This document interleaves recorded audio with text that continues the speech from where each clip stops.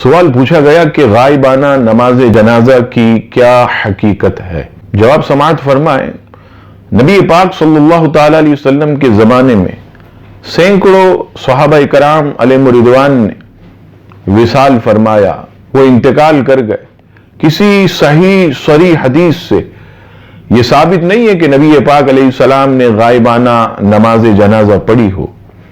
اگر نماز جنازہ غائبانہ جائز ہوتی تو اللہ کے رسول صلی اللہ تعالی علیہ وسلم ضرور پڑھتے۔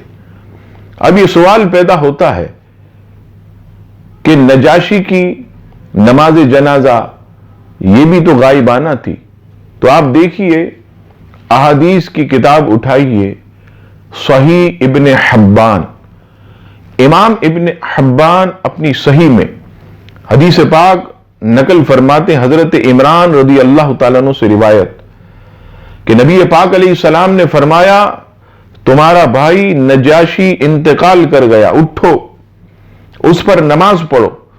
پھر حضور علیہ السلام کھڑے ہوئے تو صحابہ کرام نے پیچھے صفیں باندھ دی۔ نبی پاک علیہ السلام نے 4 تکبیریں کہیں۔ صحابہ کرام فرماتے ہیں، خدا کی قسم ہم نے اپنی آنکھوں سے نجاشی کا جنازہ نبی پاک علیہ السلام کے سامنے رکھا ہوا دیکھا۔ اب بتائیے، یہ تو جنازہ سامنے رکھا ہوا دیکھا، سامنے جنازہ تھا، جب جنازہ سامنے ہے تو پھر غائبانہ کیسے ہو گئی؟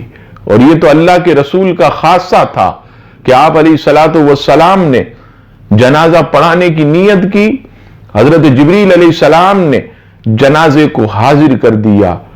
اور یہاں آج کل آپ دیکھیں تو بڑی حیرت کی بات ہے، غائبانہ نماز جنازہ مسجد کے باہر نہیں ہوتی، غائبانہ نماز جنازہ مسجد کے باہر چوک پر نہیں ہوتی۔ یہ غائبانہ نماز جنازہ کہاں ہوتی ہے؟ یہ کبھی ایم اے جناح روڈ پر بلاک کر کے ہوتی ہے، کبھی مشہور شارع پر ہوتی ہے، کبھی یہ ہائی وے پر ہوتی ہے۔ اس کا بنیادی مقصد لوگوں کو پریشان کرنا، امت میں انتشار پیدا کرنا یہ ہوتا ہے۔ اگر عزیزان گرامی آپ اس پر غور کریں تو آپ کو بالکل واضح یہ بات نظر آئے گی کہ نبی پاک علیہ الصلوۃ والسلام نے کوئی جنازہ نجاشی کے علاوہ آپ بتا دیں، یہ تو حضور علیہ السلام کا خاصہ تھا، وہ بھی حضرت جبریل علیہ السلام نے جنازہ سامنے پیش کر دیا، تو غائبانہ تو ہوئی ہی نہیں۔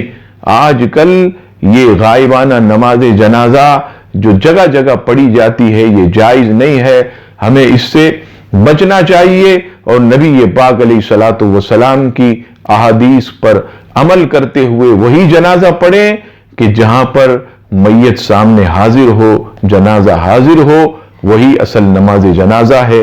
اللہ تعالی ہم سب کو احادیث مبارکہ سمجھنے اور اس پر عمل کرنے کی توفیق عطا فرمائے، آمین ثم آمین۔ ویڈیو دیکھنے کے ساتھ ساتھ یوٹیوب چینل کو سبسکرائب کریں اور بیل آئیکن پر ضرور کلک کریں، اور ویڈیو کو لائک اور شیئر کرنے کے ساتھ ساتھ اپنے کمنٹس دیں۔